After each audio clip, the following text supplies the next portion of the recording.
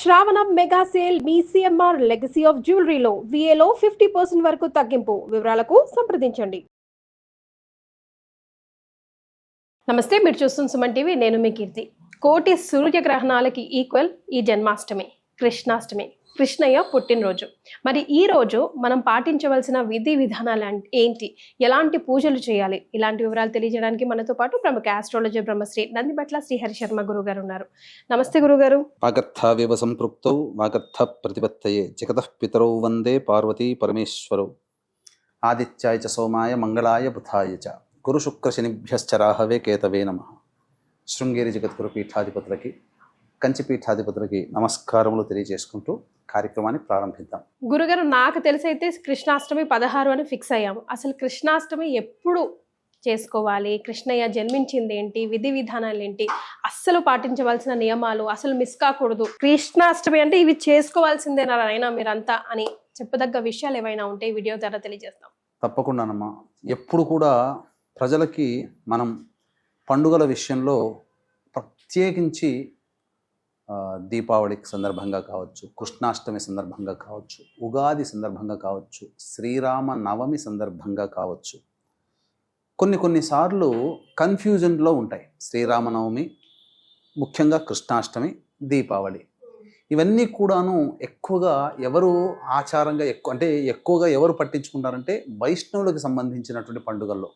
అంటే స్మార్త ప్రకారము ఒక విధానంగా చెబితే, వైష్ణవ సాంప్రదాయ ప్రకారం ఒక విధానంగా చెప్తారు. మరి గురుగారు, అయితే కృష్ణుల వారు జన్మించినటువంటి సమయము సంబంధించిన చూసుకుంటే, రవి సింహరాశిలో సంచారం చేస్తూ ఉండగా, వృషభ రాశిలో చంద్రుడు ఉచ్చస్థితిలో ఉండగా, రోహిణీ నక్షత్రము వృషభ లగ్నంలో జన్మించారు.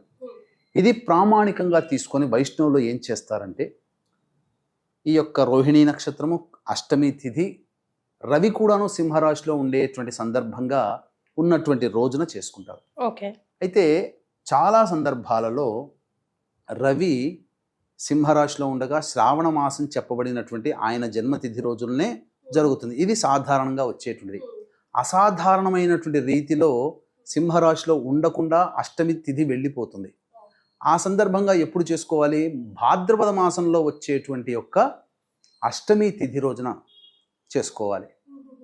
కాబట్టి ఈ సంవత్సరం 17వ తారీఖు నుంచి రవి సింహరాశిలోకి ప్రవేశం చేస్తున్నాడు. 15వ తారీఖు రాత్రి, 16వ తారీఖు అంటే 15వ తారీఖు మధ్యరాత్రి నుంచి 16వ తారీఖు రాత్రి 9 గంటల వరకు మాత్రం అష్టమి తిథి ఉంది. కాబట్టి ఈ అష్టమి అనేటువంటి యొక్క సందర్భంగా శ్రావణ మాసం చేసుకోవాలా? శాస్త్ర ప్రకారం సింహరాశిలో రవి ఉన్నప్పుడు కదా చేసుకోవాల్సినటువంటిది.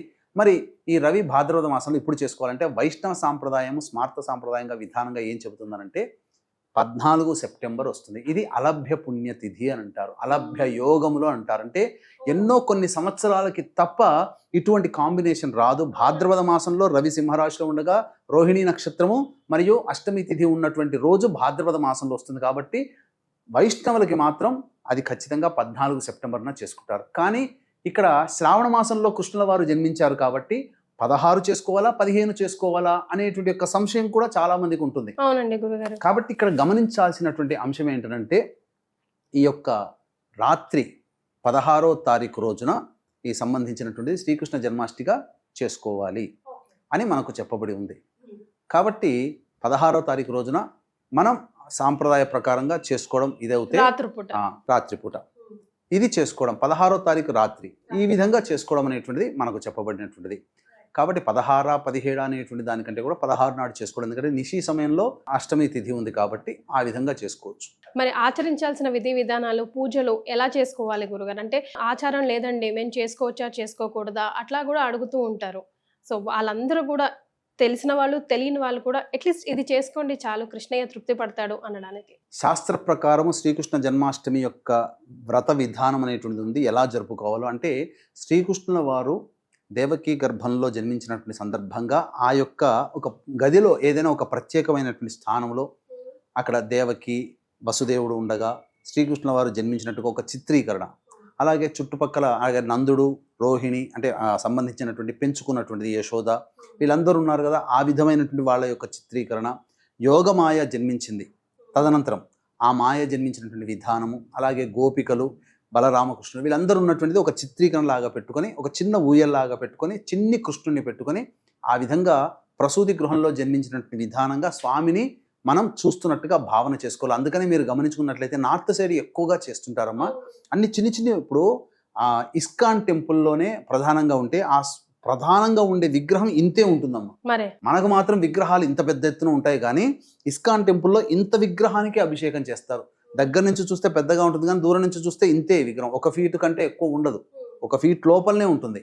అంటే అంత చిన్నగా విగ్రహం అభిషేకం ఇవన్నీ చేస్తారు. ఆ విధంగా ఆ రోజున కృష్ణుల వారికి సంబంధించిన విధానంగా చేసుకోవాలి. ఎందుకు చెప్పాల్సి వచ్చింది అంటే, మనకు రాత్రిపూట జరుపుకునేటువంటి పండుగలు కేవలం మన సాంప్రదాయంలో 4 మాత్రమే ఉన్నాయి. 1 శివరాత్రి, 2 మదన పూర్ణిమ అంటే హోలీ పండుగ, 3వది శ్రీకృష్ణ జన్మాష్టమి, 4వది దీపావళి. ఇవి మాత్రమే రాత్రిపూట జరుపుకుంటాం. ఇంకా ఏ పండుగల్ని కూడా మనం రాత్రిపూట జరుపుకోం.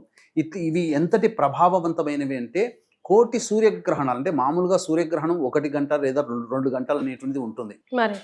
ఈ సందర్భంగా ఆ 2 గంటలో ఉండేటువంటి సమయం చాలా ప్రభావంగా ఉంటుంది. ఒక్కసారి శ్రీరామ అంటే 1000 సార్లు శ్రీరామ అన్నంత ఫలితం ఆ గ్రహణం సమయంలో వస్తుంది. అటువంటిది కోటి సూర్యగ్రహణాలు కలిస్తే ఎంత సమయం, ఎంత ప్రభావమో అంత పుణ్య ఫలితం శ్రీకృష్ణ జన్మాష్టమి సందర్భంగా వస్తుంది. కాబట్టి వీక్షించేటువంటి ప్రేక్షకులు కూడా ఈ యొక్క శ్రీకృష్ణ జన్మాష్టమి సందర్భంగా మన పీఠం ఆధ్వర్యంలో జాతకరీత్యా ఉన్నటువంటి అన్ని రకాల సమస్యల నివారణకి సంబంధించి సర్వదోష నివారణ పూజలు, హోమాలు, వీటితో పాటుగా మేష, మిథున, కర్కాటక, సింహ, కన్య, వృశ్చిక, ధనుసు, కుంభ, మీన రాశిలో జన్మించినటువంటి వారికి శనిదోష నివారణ కార్యక్రమాలు అనేటువంటివి సాయంకాలం 7 గంటలకి ప్రారంభమవుతాయి 16వ తారీఖు రోజున. ఈ కార్యక్రమంలో నమోదు చేసుకున్నటువంటి వాళ్ళకి పూజ చేసినటువంటి శ్రీకృష్ణుడు సదా ధరించే వైజయంతి మాలని మీకు కానుకగా ఇవ్వడం జరుగుతుంది. అవకాశం ఉన్న వాళ్ళు కార్యక్రమం తదనంతరం కాంటాక్ట్ చేసి ఆ కార్యక్రమంలో గోతనామాలు ఎలా నమోదు చేసుకోవాలో తెలుసుకోవచ్చు. గురుగారు, ఇప్పుడు సింపుల్ గా అంటే ఇప్పుడు అభిషేకం అన్నారు కదా, అట్లా అభిషేకం తర్వాత నైవేద్యం లేకపోతే ఇలా సింపుల్ గా మీకు తెలిసిన ఎక్కువగా చేసుకోం కదా గురుగారు ఎవరము, సింపుల్ గా ఎట్లా చేసుకోవాలో నాకు చెప్పండి. శాస్త్ర ప్రకారం సింపుల్ గా అంటూ అనేదానికంటే కూడా శాస్త్ర ప్రకారము ఎలా ధర్మ ప్రకారం చేసుకోవాలో తెలియజేస్తానో. మనకు శాస్త్రంలో చెప్పబడి ఉన్నది ఏంటంటే, చక్కగా ఉదయాన్నే కాలకృత్యాదులన్నీ తీర్చుకొని స్నానం చేసేటప్పుడు నదిలో కానీ నల్ల నువ్వులు వేసుకొని నీటి మునగాలి, లేదా బకెట్లో స్నానం చేస్తున్నప్పుడు ఆ బకెట్లో కొన్ని నల్ల నువ్వులు వేసుకొని ఆ నల్ల నువ్వుల నీటితో స్నానం చేసుకోవాలి. తద్వారా ఏం అవసరం లేదమ్మా, కృష్ణుని నామజపం చేసుకుంటేనే చాలు. తద్వారా ఏమవుతుంది, శరీరము పరిశుద్ధమవుతుంది, కర్మ విముక్తి కలుగుతుంది నల్ల నువ్వుల స్నానం చేయడం ద్వారా నీటితో. ఆ తదనంతరం చక్కగా ఆ స్వామి వారి యొక్క పాదాలు, అంటే ఆ స్వామి మన ఇంట్లో వస్తున్నట్టుగా కృష్ణుడి బుడి అడుగులతో ఉన్నటువంటి పాదాలని, ముద్రల్ని వేసుకొని ఆ పూజా మందిరం దాకా మన ఇంట్లో ఉన్నట్టుగా ఆ భావన చేసుకుంటూ రావాలి. ఇప్పటికీ కొన్ని కుటుంబాల్లో చేస్తారు.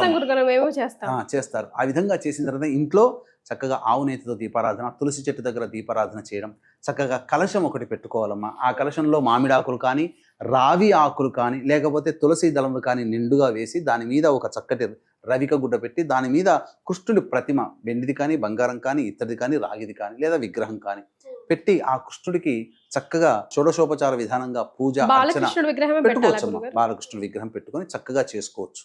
ఆ చేసిన తరువాత ఆ రోజంతా కూడాను విధానంగా ఉపవాసం అంటే చాలా మంచిది. ఇక ఆ రోజు పఠించాల్సినటువంటి నామం ఏంటి, మంత్రం ఏంటి అని అంటే, శ్రీ గోవిందాయ గోపీ జనవల్లభాయ నమః, శ్రీ గోవిందాయ గోపీ జనవల్లభాయ నమః, కృష్ణ లేదా శ్రీ కృష్ణాయ గోవిందాయ గోపీ జనవల్లభాయ నమః, శ్రీ కృష్ణాయ గోవిందాయ గోపీ జనవల్లభాయ నమః, శ్రీ కృష్ణాయ గోవిందాయ గోపీ జనవల్లభాయ నమః. ఈ నామాన్ని సదా జపం చేసుకుంటుంటే అనంతమైనటువంటి యోగ బలం, ఆ కృష్ణుడి యోగ బలం మనకు కలుగుతుంది. ఎందుకనంటే కృష్ణుడు ధర్మానికి ప్రతీక. కృష్ణుడు వెంట ఉంటే అపజయం అంటూ ఉండదు. అందుకనే పాండవ సంగ్రామంలో అర్జునుడికి రథసారథిగా ఉన్నటువంటి కృష్ణుని యొక్క ప్రభావం వల్లనే పాండవ సైన్యం కంటే రెట్టింపైనటువంటి సైన్యాన్ని సంహరించగలిగి విజయాన్ని పక్కకు పెట్టుకోగలిగారు. కృష్ణుడు లేని పక్షంలో దుర్బలురైపోయారు పాండవులు. అందుకనే కృష్ణుడు సదా మన వెంట ఉండాలి అంటే ఆ రోజున శ్రీకృష్ణాయ గోవిందాయ గోపీజనవల్లభాయ నమః అనుకుంటూ చక్కగా మననం చేసుకుంటూ ఉండాలి. సాయంకాలం విష్ణు దేవాలయానికి సందర్శనం చేసుకొని స్వామివారికి నమస్కారం చేసుకొని ఆ రాత్రంతా కూడా జాగారం చేయవచ్చు. ఇక మధ్యరాత్రి శ్రీకృష్ణుల వారు జన్మించారు కాబట్టి 12:03 నుంచి 12:44 వరకు కూడా ఉన్నటువంటిది నిశీ సమయము. శ్రీకృష్ణ జన్మించినటువంటి సమయము ముహూర్త కాలం కాబట్టి ఆ సమయంలో స్వామి వారికి సంబంధించినటువంటి విష్ణు సహస్రనామము, కృష్ణ సహస్రనామ పారాయణము, లేదా ఇప్పుడు చెప్పినటువంటి శ్రీ కృష్ణాయ గోవిందాయ గోపీజనవల్లభాయ నమః చక్కగా జపం చేసుకొని ఉండవచ్చు. తదనంతరం తెల్లవారు లేవగానే కాలకృత్యాదులన్నీ తీర్చుకొని ఆ సంబంధించినటువంటి ప్రతిమని కలశంతో సహా బ్రాహ్మడికి దానం చేసినట్లయితే తప్పకుండా ఏ సంకల్పం కోసమైతే ఈ యొక్క కృష్ణుని ఆరాధించారో ఆ సంకల్పం అచిరకాలంలోనే నెరవేరుతుందని చెప్పడంలో ఏమాత్రం సందేహం లేదు. ఘంటాపదంగా ఎందుకు చెప్తున్నానంటే ఈ యొక్క కలియుగానికి జగద్గురువు కృష్ణుల వారు. అందుకే మీరే మొదలుపెట్టారు కృష్ణం వందే జగద్గురుం అనే మాటతో. చిన్ని కృష్ణయ్య, బాలకృష్ణయ్య ఆయనే, గురువు ఆయనే, అన్నీ ఆయనేనమ్మా. గురుగారు. మరి ఆ వెన్న దొంగకి తప్పకుండా పెట్టాల్సిన నైవేద్యం కూడా చాలా చక్కగా అడిగారు. నైవేద్యం కూడా కృష్ణుడికి వెన్న దొంగ, వెన్న అంటే ప్రీతికరం, నవనీతము అని అంటారు. కాబట్టి బయట దొరికేటువంటి ఆ సంబంధించిన ఉప్పు కలిపింది కాకుండా స్వయంగా వెన్న, చక్కటి వెన్నని తీసుకొని వచ్చి ఆ స్వామికి నైవేద్యంగా పెట్టి ఆ యొక్క హోమం కూడా చేసుకోగలిగితే, వెన్నతో కలిపినటువంటి నువ్వులని హోమం కనుక చేసుకుంటే సకల దరిద్రాలు తొలగిపోతాయని చెప్పవచ్చు. ఆ వెన్నని నైవేద్యంగా పెట్టవచ్చు. ఆ నైవేద్యాన్ని అందరూ కూడా భుజించవచ్చు. ముఖ్యంగా ఈ యొక్క కార్యక్రమంలో మన పీఠమాధ్వర్యంలో 16వ తారీఖు రోజున జరుగుతున్నాయి కదమ్మా. ముఖ్యంగా ఆ స్వామి ఎంతో ప్రీతికరంగా భావించబడేటువంటి వైజయంతి మాల. ఏంటో ఆ మాల ధరించడం వల్ల లక్ష్మీ ప్రాప్తి కలుగుతుంది. అలాగే చక్కగా మంచి యోగం కలుగుతుంది. వివాహం కావాల్సిన వాళ్ళకి వివాహం అవుతాయి. ఒక రకంగా చెప్పాలంటే మధురకి 17 కిలోమీటర్ల దూరంలో ఉన్నటువంటి అడవుల్లో ఈ యొక్క వైజయంతి మాల సంబంధించినటువంటి పూసలు లభిస్తాయి. ప్రకృతి పరంగా ఆయన ధరించేవాడు సదా. మరి ఆయన వైజయంతి మాలని అంత ప్రీతిగా ధరిస్తున్నప్పుడు అందరికీ కూడా ఆ అదృష్టం కలగాలనే ఉద్దేశంతో ఆ వైజయంతి మాలను మనం ఆ రోజు మన పీఠమాధ్వర్యంలో జరిగే కార్యక్రమంలో గోతనామాలు నమోదు చేసుకున్నటువంటి వాడికి కానుకగా ఇవ్వదిస్తున్నాం. ఫస్ట్ కమ్ ఫస్ట్ గురుగారు. అంతేనమ్మా. చాలా సంతోషం అండి, ధన్యవాదాలు. సర్వం శ్రీ ఉమామహేశ్వర పరబ్రహ్మార్పణమస్తు.